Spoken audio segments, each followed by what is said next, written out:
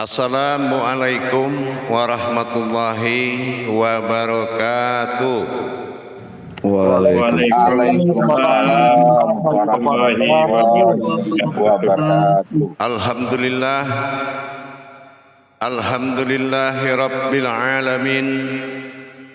Assalatu wassalamu ala asrafil anbiya'i wal mursalin, Sayyidina wa maulana Muhammad sallallahu alaihi wasallam. Asyhadu an la ilaha illallah wa asyhadu anna Muhammadar Rasulullah. Allahumma salli ala Sayyidina Muhammadun musabihil wal ikram ya wal jalila wal ikram wa tahirin wal mujahidina amma ba'du ibadullah wa ituqullah. Bersyukur kita kehadirat Allah dengan mengucapkan alhamdulillahi rabbil alamin atas segala limpahan karunia rahmah dan hidayahnya, serta dengan izinnya juga kita dapat menjalankan amanahnya, beramal dan beribadah zahir batin dunia dan akhirat. Bersalam kita tidak akan pernah terlupakan. Marilah sama-sama kita sampaikan kepada junjungan kita Nabi Allah Nabiul Akhirul Zaman Rasulullah Muhammad sallallahu alaihi wasallam. Atasnya kalimahnya kita kalamkan dengan membacakan Allahumma salli ala Sayyidina Muhammad wa ala Sayyidina Muhammad. Jamaah pra grup imam besar Majelis Dzikir Ma'rifatullah yang dirahmati Allah rahimakumullah. Di dalam kita mendapatkan suatu perjalanan kepada Allah dalam rangka bermuqarabun, bagaimana kita menetapkan ketuhanan dan mengukuhkan ketuhanan pada diri kita, perlu beberapa hal yang kita ingat. Pertama, kebenaran itu ada pada perjalanan dan tajalli daripada sebuah kodrat. Bagi seseorang yang tidak mampu mentajalikan tersiratnya kajian ini menjadi wujud yang nyata, ini artinya kita sudah masuk kepada alam kesia-siaan. Tapi kalau kita sudah bisa bagaimana mentajalikan terhadap apa yang dikaji dan terhimpun kepada sebuah wujud bernama diri, inilah tujuan daripada segalanya dari kajian. Berbicara mengenai hal demikian, perlulah kita menjadi suatu wujud ma'ul hayat, yaitu sebuah ibu kehidupan, ibu yang hidup, ibu dari kehidupan, yaitu kodrat ketuhanan yang wajib terjadi dan nyata dijadikan. Ini tuntutan mubinnya sangat tinggi. Kalau kita bercerita kebesaran tanpa kita bisa menjalankan kekuatan, ini sia-sia. Ya. Kebesaran ini adalah suatu wujud yang harus menjadi tafakur bagi kita. Tapi kalau kekuatan ini adalah suatunya kenyataan, tajalli kenyataan yang harus dibuktikan. Dalam hal ini menjadi dohirnya Allah Rabbil Alamin, menjadi wujudnya Allah ilahin nas. Kalau ini belum mampu kita nyatakan dengan tajallinya, ini belum akan membawa suatu kenyataan atau reaksi. Ya. Nah, pada waktu dan kesempatan ini saya akan mengajak kepada jemaah, sesungguhnya mentajalikan apa yang harus kita jalikan di pada wujudnya ini. pada wujud diri kita. Bagaimana kita mentajalikan Rabbil Alamin itu? Kenapa? Kalau memang sudah nyata diri menjadi sebuah wujud ketuhanan yang diasmakan sebagai Allah, berarti kisarannya, putarannya adalah menuju Rabbil Alamin. Kalau wujud ini dijatuhkan keakuan ketunggalannya yang menjadi sembahan dirinya, ini dinamakan ilahinas, ketuhanan diri, bukan ketuhanan alam. Ingat, posisi aftar menandakan ketuhanan alam, posisi ba'dal menandakan ketuhanan diri. Bagaimana proses-proses pembentukan, pentajalian sehingga menjadi sembahan sebuah diri yang diamanahkan ada di dalam alam, tetapi menjadi isi dari alam, bukan menjadi alam, isi dari alam. Apa isi dari alam? Sebuah wujud sembahan alam. Karena dia bukan berkodrat seperti alam, tapi dia berkodrat asal mula alam ini jadi. Ini masuk kepada makom Rabbil Alamin. Pentajalian ini kita harus mampu melihat mana alam yang di luar itu di dalam diri.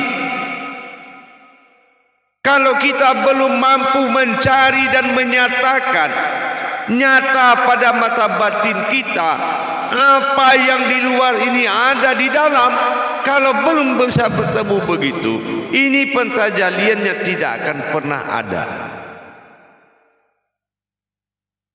tidak akan pernah ada. Bagaimana matahari itu bisa tunduk, bagaimana bulan bisa tunduk, bagaimana masyrik bisa tunduk, bagaimana maghrib bisa tunduk, bagaimana semua alam bisa tunduk. Kalau kodrat alam induk dari alam, maul dari hayat, kita tidak bisa menemui di dalam diri kita, apalagi mendirikan yang di antara keduanya. Apa yang dimaksud di antara keduanya? Bukan langit dan bumi. Kalau di antara langit dan bumi itu namanya jasad. Tetapi yang dinamakan ketuhanan Allah yang ada di antara langit dan bumi, tentu kita harus mendapatkan di dalam diri kita. Di mana letaknya sebuah masyrik, di mana letaknya sebuah maghrib, di mana letaknya hidup, di mana letaknya mati, di mana letaknya aras, di mana letaknya kursi kekuasaan. Segi empat. Di antara keduanya, dihitung dari barat ke timur, dia di tengah. Dihitung dari selatan ke utara, dia di tengah. Ini yang di antara keduanya. Keduanya timur selatan, keduanya barat timur. Dari utara ke timur, di antara keduanya. Nah, bagaimana proses tajali menghadirkan sebuah batin Allah yang akan menjadi sembahan dari sekalian alam? Ini perlu proses, perlu wajib diketahui, dan itulah syarat mutlak dan nyata. Jadi bukan syarat keduanya, antara keduanya tahunya kita langit dan bumi saja, tetapi kiri kanan, muka belakang, atas dan bawah, itu keduanya. Kalau dia seperti ini angka 3, nah, berarti keduanya kalau dari sini ini diantara keduanya nih. Kalau dia diginikan, ini diantara keduanya. Kalau dia diginikan, ini diantaranya keduanya. Itu yang diantara keduanya. Memunculkan yang ada di tengah diantara keduanya ini, tentu dengan kenyataan tajalinya.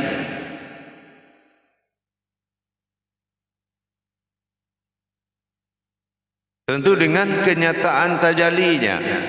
Nah, ini yang akan menjadi pokok pelajaran nanti. Jadi kalau menghadirkan bagaimana yang dikatakan setelah mendapatkan diri wujud berasma Allah, maka sembahan dari alam. Dan bagaimana pula kita mendapatkan setelah itu mana diri yang bertuhan, mana Tuhan yang beraku. Baru itu batasan. Itu batasan. Nah, seperti apa yang pernah saya sampaikan dalam kajian terhadap jamaah semuanya. Awaluddin ma'rifatullah. Akan boleh kalian tinggalkan ma'rifat dan amanah, iman menuju makom ilmu dan wujud. Setelah tiga perkara itu dijalankan dan dinikmati dalam kehidupan sehari-hari. Apa? Inilah diri panafilah. Apa? Inilah diri zahir batin. Apa? Inilah dirinya semata. Yang tiga itu tidak boleh dilepaskan, karena asma Allah harus wujud menjadi kodrat.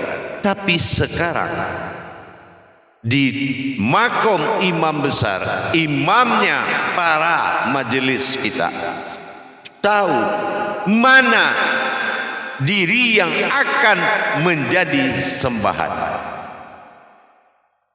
Bagaimana penghadiran sewujud diri yang akan menjadi sembahan, sehingga kita sudah bisa melihat apa yang di luar itu di dalam, dan bagaimana mentajalikannya. Begitu jemaah, insya Allah. Nah, nanti di 10 menit kedua nanti kita akan lebih memperjelas. Intinya wawasannya, kalau kamu belum bisa menghadirkan diri rahasia ini yang akan menjadi sembahan umat, dan mentajalikan di antara keduanya, dua dari atas ke bawah, dua dari samping kiri ke kanan, dua dari depan ke belakang, barulah akan dipuji oleh alam. Barulah akan ada pemujian bagi alam dengan kata, segala puji bagimu ya Allah, Tuhan bagi kami semesta alam. Tapi kalau belum bertemu diri yang berada di antara keduanya tadi, Allahul ladzi khalaqas samawati wal ard wa ma bainahuma, kalau ini belum muncul, jangan diharap seekor semut pun menghargai. Itulah pentingnya. Itulah pentingnya syahadat diawali dalam rukun Islam, supaya semuanya dinyatakan terlebih dahulu. Dinyatakan terlebih dahulu.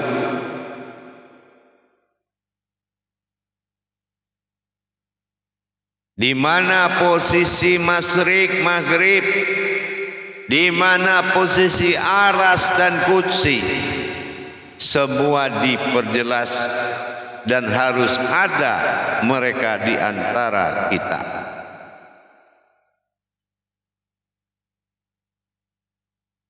Insya Allah kita coba dimuzakkarahkan. Sallu muzakkaratun fil jami'ati rahimakumullah.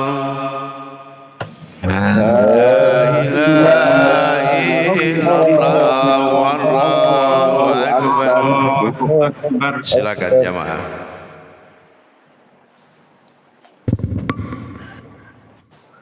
Assalamualaikum warahmatullahi wabarakatuh, Buya. Waalaikumsalam warahmatullahi wabarakatuh. Semoga Buya sehat selalu sehingga dapat selalu membimbing kami semua. Amin. Amin, insyaallah. Alhamdulillah, Buya telah menyampaikan tausiah yang luar biasa, yakni bagaimana mendapatkan tajalli yang benar karena kita sudah naik kajian, bagaimana menjadikan atau memasukkan yang di luar itu menjadi ke dalam diri. Wama bainahuma di sini bukan berarti langit di antara langit dan bumi, tetapi harus ada dalam diri kita, di dalam jasad kita. Mana kiri, mana kanan, mana atas, mana bawah, dan mana belakang, mana depan. Mudah-mudahan kita dapat mentajalikan dengan baik setelah mendapat tuntunan dari Buya sebagai guru mursyid kita. Untuk melanjutkan dari mudzakarah, maka kami buka untuk para imam yang ingin bertanya. Silakan untuk Man Bayu ya. Untuk Man Bayu silakan. Insyaallah, terima kasih Juru Tabligh. Assalamualaikum warahmatullahi wabarakatuh, Buya. Waalaikumsalam warahmatullahi wabarakatuh. Kenyataan Rabbul Alamin tu dengan Ilahi Nas tu apakah serentak macam mana, Buya? Kenyataan tajallinya maksud saya, Buya. Tidak. Ilahi Nas itu setelah kita menembus makom pencarian diri, wujud diri adalah Tuhan. Mana diri wujud adalah diri yang berwujud adalah Tuhan, dan Tuhan dari Rabbil Alamin. Berbeda dengan diri itu sendiri yang bertuhan kepada awal wujud mula jadinya. Itu beda. Itu ya, itu beda. Jadi tidak bisa sama dia. Dia tak serentak, Buya, ya? Enggak sebentar. Enggak. Ya. Nah, seperti apa yang saya sampaikan selama ini. Dia memang Tuhan, kan gitu. Bukti Tuhannya apa? Dikala dia sendiri, dia dilayani oleh sifatnya sendiri. Dan sifat ini ditanamkan kepada zatnya Allah, zat yang bernama Allah, untuk disembah oleh sekalian alam. Itulah diri, kan gitu. Cuma mentajalikan diri ini menjadi sembahan harus berada di antara keduanya. Ini masalahnya.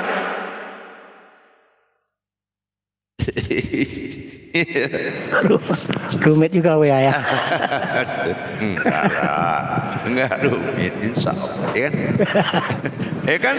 Kalau dia tidak di antara keduanya, bersekutulah dia.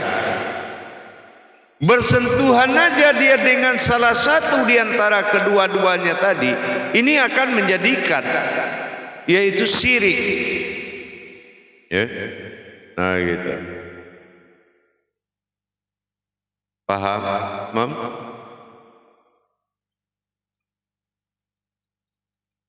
Ini tidak bisa sama dia itu.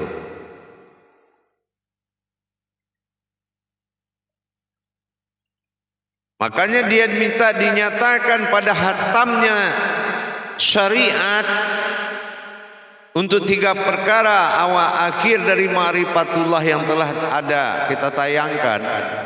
Supaya apa? Supaya kodrat ini bisa diterima oleh menerima diri. Kodrat inilah yang dipajangkan, ya, dohirnya tadi. Nah, kan gitu. Nah, dan bagaimana prosesnya diri ini dijadikan di antara keduanya dan mewujud sebagai tauhid. Jadi kita tidak mau menerima kaji yang tidak jelas tajalinya. Gitu. Nah, itu makanya dia ditempatkan di antara keduanya. Baru muncul diri yang telah diamalkan 3 perkara ini, yaitu asma yang telah menjadi kodrat. Tidak nama lagi, sudah menjadi kodrat. Setelah dia menjadi kodrat, inilah baru kita bisa mengenal diri. Kalau yang asma itu diri kodrat, makanya kodrat yuradat ilmu. Nah itu kodrat, sama tidak boleh lagi dikasih nama, kan gitu. Nah setelah dia di diri, barulah dia muncul untuk disembah. Nah ini proses penyembahannya seperti itu. Insya Allah ya. Alhamdulillah ya, terima kasih ya. Insya Allah. Assalamualaikum warahmatullahi wabarakatuh. Waalaikumsalam warahmatullahi wabarakatuh. Terima kasih Imam Man Bayu yang telah bertanya. Kemudian dilanjutkan kepada Pak Imam Asep. Silakan Pak Imam. Assalamualaikum warahmatullahi wabarakatuh ya. Waalaikumsalam warahmatullahi wabarakatuh. Kasih kesempatannya. Tadi pada pengantar awal Buya menyatakan tentang Allah sebagai Rabbul Alamin, kemudian sebagai Tuhan semesta alam, istilah Hinas sebagai diri yang ilah ba'datura sebagai Tuhan, Tuhannya ilahi. Yang saya ingin tanyakan itu tentang istilah Buya, istilah Allah Rabbul Alamin, Ma'ul Hayat dan Aftar Buya. Mohon dijelaskan Buya. Iya. Jadi kalau dikatakan Allahu Rabbil Alamin, Allah adalah zat-zatku yang menguasai berupa diri. Amin. Nah ini. Kalau alam al-amin, kalau diri amin. Nah inilah Rabbil Alamin, ya, Rabb, ya, diri yang menguasai alamin, yaitu Rabbil Alamin, yaitu diriku yang menguasai. Nah gitu, kalau menguasai itu namanya Tuhan atau sembahan, ya, gitu. Dia yang menguasai Rabb. Nah gitu. Jadi sekarang ini yang jadi persoalan, bisa nggak menjadikan dia tidak bersentuhan dengan antara keduanya tadi? Dari mana proses itu? Bagaimana wujud perjalanannya? Bagaimana dia menjadikan semuanya? Kan gitu. Siapa yang meletakkan maghrib itu di barat? Siapa yang meletakkan masyrik itu di timur? Mana prosesnya? Seperti apa? Nah, kan gitu.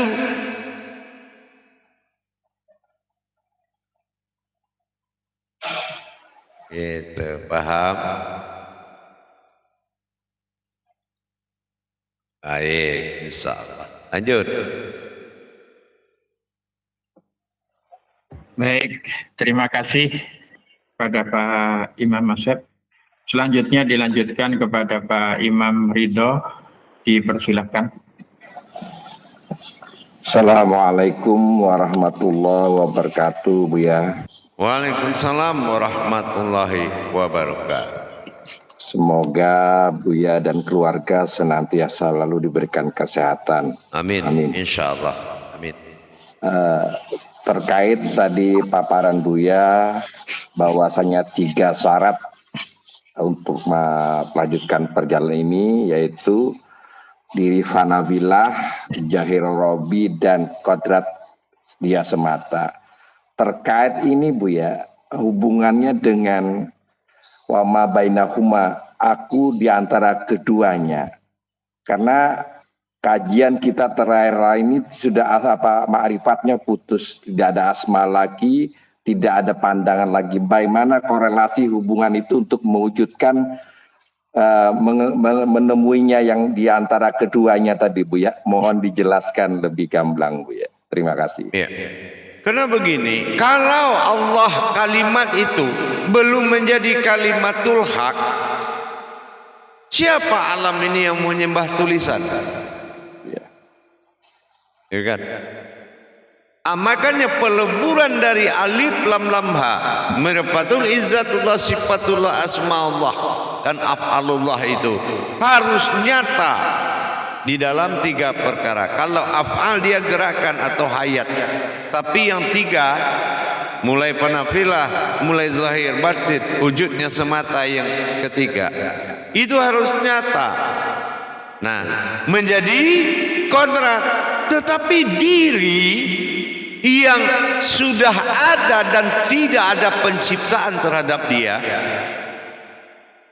dan tingkah dari wujud tunggalnya sendiri yang dia simpan dan memakai nama itu, berwujud baru berbentuk zat, itu adalah diri yang akan menjadi Tuhan bagi sekalian alam.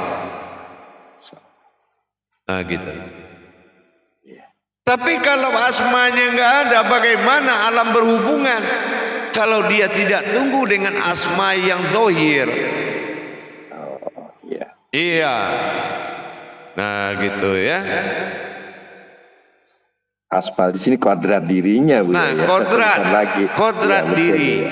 Nah, Ya, tapi ya, yang ya. wujud dirinya yang akan menjadi sembahan, ini yang menjadi diri awal. Di awal. Diri awal yang memakai asmanya, Ya. memakai wujud. Gitu. Maka kalau wujud ini masih tulisan, apa yang mau dipakai sama diri itu? Iya betul, Bu ya. Gitu. Makanya di kalimatul haq lebur, meleburnya dengan 3 perkara tadi. Nah, barulah bisa menjadi pakaian diri. Nah, diri ini kalau dia tidak digeser ke tengah-tengah di antara keduanya, ini tidak akan menjadi Tuhan karena bersentuhan dengan yang lain. Oh itu ya, Bu ya. Makanya, nah ini hubungannya ini yang saya tanyakan tadi. Nah Bu, itu ya. tadi. Jadi Alhamdulillah. kalau dia tidak ditaruh, diletakkan di tengah-tengah, dia akan bersentuhan dengan yang lain. Ya, bersentuhan. Jadi ya, Bu ya. Iya, makanya cuma bagaimana cara mentajalikan dan mana makom alam ini di diri kita. Ya. Itu. Mana peta yang sudah saya sebutkan tadi. Dan mana proses penghadiran diri yang di tengah-tengah itu. Gitu. Paham? Insya Allah, Bu ya. Alhamdulillah. Ya. Terima kasih atas pencerahannya, Bu ya. Assalamualaikum warahmatullahi wabarakatuh. Waalaikumsalam warahmatullahi wabarakatuh. Terima kasih Pak Imam Ridho. Kemudian dilanjut ke Ustaz Ratih, dipersilahkan. Assalamualaikum warahmatullahi wabarakatuh, Bu ya. Waalaikumsalam warahmatullahi wabarakatuh. Sehat selalu, Bu ya. Insya Allah. Bu ya, menyambung sebenarnya udah ada jawabannya di Imam Ridho. Apakah ma'ul hayat yang tadi biar tidak bersentuhan di tengah-tengah itu juga tadi disebutkan itu kodrat ma'ul hayat, dan itu juga termasuk pentajaliannya juga, Bu ya? Iya. Kalau dia tidak dijalikan menjadi ma'ul hayat, sama artinya laksana Ka'bah. Kalau Ka'bah ini tidak di tengah-tengah, bagaimana bisa jadi kiblat? Orang ada yang lihat ke timur, ada yang ke utara, ada yang ke selatan, ada yang ke barat.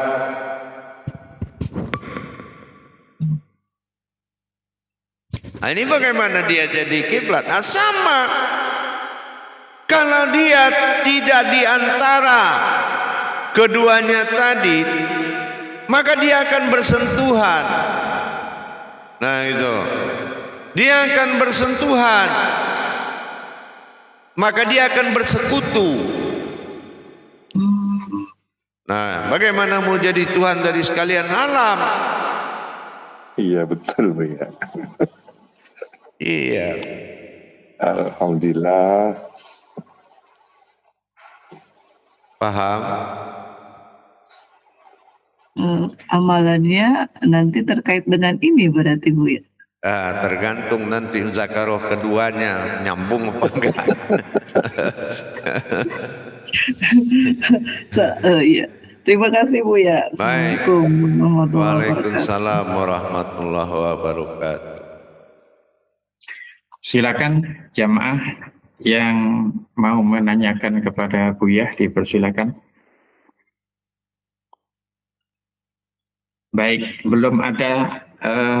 Saya mau bertanya Buya. Jadi tadi disampaikan bahwa bagaimana yang di luar, ya masyrik, ya maghrib, ya matahari, bagaimana yang di luar itu bisa memasukkan atau masuk ke dalam jasad kita. Itu melalui pandangan atau memang saya tidak mengatakan yang di luar itu harus masuk, ya.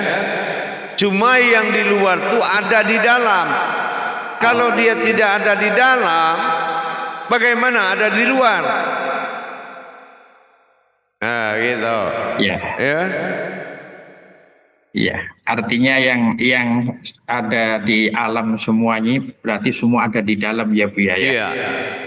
Hanya bagaimana mentajalikannya. Nah, sekarang bagaimana kita mentajalikannya?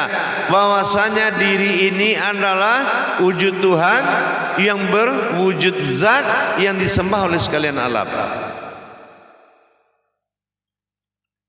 Tentu kita letakkan dia pada posisi qiyamuhu binafsihi. Kalau dia ada mirip dari salah satu di alam ini, tidak akan mungkin disembah oleh alam.